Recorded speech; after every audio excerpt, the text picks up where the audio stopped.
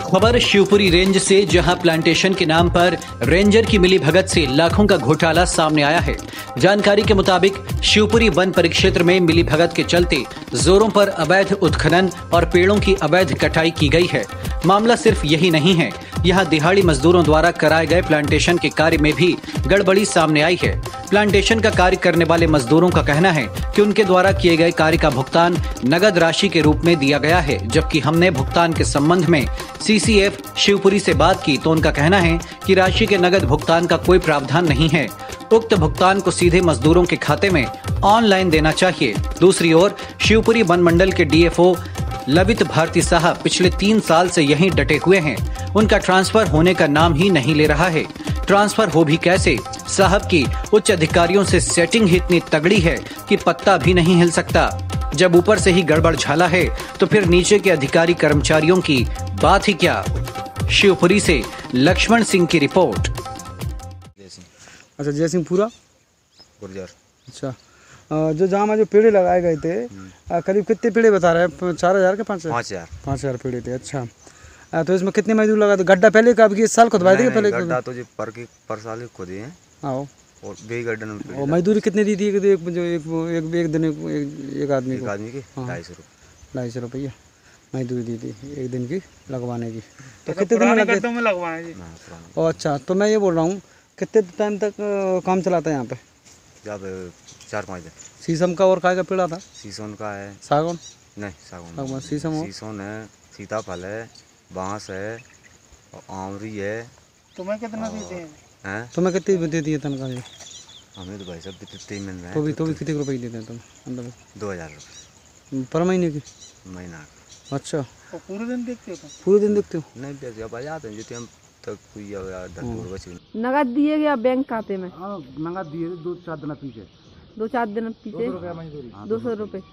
हाँ, रेंज में काम करेगा तो पौधा लगावे 200 रुपये नगद देते। अवैध उत्खनन की सबसे ज़्यादा शिकायत मिल रही है और आ भी रहा है। हमने मौके पर जाके देखा है। सर, अभी तक कोई कार्रवाई नहीं हुई है। वहाँ पर जो लीज थी वो लीज समाप्त हो चुकी है। सर, क्या कार्रवाई है आपकी तरफ से? माइनिंग विभाग के अधिकारी को मैं बात करता हूँ कि वो कार्रवाई करें। और अभी चूँकि हम लोग कोरोना में व्यस्त हैं, पर तो अभी मैं अपनी पटवारी की टीम भेज के RI भेज के दिखवाता हूँ और आप अवैध उत्खनन की कार्रवाई को रुकवाऊँगा, कार्रवाई करूँगा। जहाँ तक अवैध उत्खनन और अवैध कटाई की बात है, उस पर हम लगातार कार्रवाई कर रहे हैं जी। और ये ज़रूर है कि अवैध अतिक्रमण की समस्या इस समय जोरों पे है। लोगों में भ्रांति है कि हम वन भूमि पे कब्जा कर लेंगे तो हमको आज नहीं तो कुछ दिन बाद उसमें हमको वनाधिकार मिल जाएगा। हम गांव वालों को लगातार समझाइश दे रहे हैं कि इस तरीके का वन भूमि पे कब्जा करने से आपको वनाधिकार नहीं मिलेगा। वनाधिकार सिर्फ उन्हीं लोगों को मिलेगा जो ट्राइबल्स हैं और 13 दिसंबर 2005 के पहले से काबिज हैं और जिनकी आजीविका उनकी वन भूमि पे निर्भर है।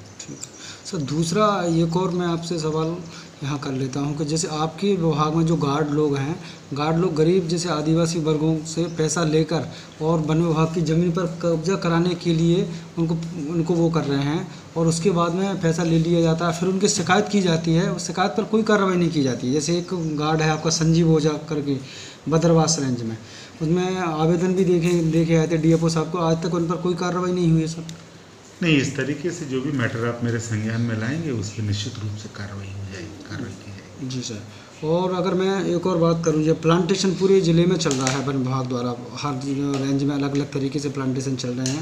कोई नया प्लांटेशन है, कोई पुराना है जिसकी वो हो रही है। सर, अलग अलग जगह पर अलग अलग मजदूर जो काम कर रहे हैं और श्रमिक जो मजदूर हैं, उनको क्या मजदूरी रखी गई है? जैसे कि रोज़ के हिसाब से क्या मजदूरी है सर? एक्चुअली दैनिक मजदूरी देने का प्रावधान नहीं है। वन विभाग में इस तरीके के जो प्लांटेशन वगैरह के काम होते हैं उसके लिए एक CF जॉब दर स्वीकृत है।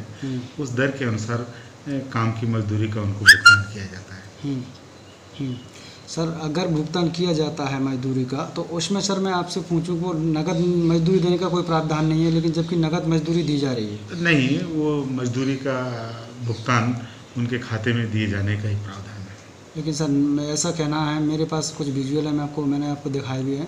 उसमें उस विजुअल में सीधा डायरेक्टली मजदूर ये बोल रहे हैं कि हमको वहीं पर गार्ड द्वारा बुलाकर मजदूरी दी गई है, ऐसा कुछ। हम इसके संबंध में वन मंडलाधिकारी से जांच करने के लिए कहेंगे। जी। उसमें सर अभी इसका कुछ समय बचा हुआ है कि ख़त्म हो गया है? लीज का समय तो समाप्त हो चुका है 2 फरवरी 2020 को। जी जी। उसके बाद ठेकेदार को नोटिस दिया गया था कि उसका जो भी वहाँ वाहन, मशीन और यदि को उत्खनन किया हुआ खनिज रखा हो तो उसको उठा ले। जो उसने कुछ मात्रा दी थी, कुछ 1500 घन मीटर करीब उसका उत्खनन किया हुआ पट्टा होती है, खनिज रखा है, तो उसको नोटिस दिया था कि वो उसको वहाँ से हटा ले। जी जी। उसको 3 माह का समय दिया था।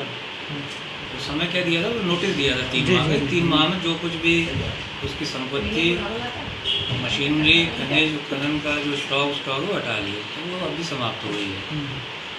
लॉकडाउन में काम बंद होने, मजदूर नहीं मिलने की वजह से भी उसको 30 दिन का और एक नोटिस दिया था कि भाई अभी आप अंतिम अवसर दिया जाए, हटा दें। उन्होंने हटा लिया। अब वो खदान जो है खाली है। लेकिन सर उसके बावजूद ही वहाँ पर बड़ी तादाद में अवैध उत्खनन चल रहा है। और हमको शिकायत मिली है, पट्टेदार ने हमको कल भी शिकायत की थी कि वहाँ कोई अवैध रूप से कोई ढाबा निर्माण कर लिया गया है।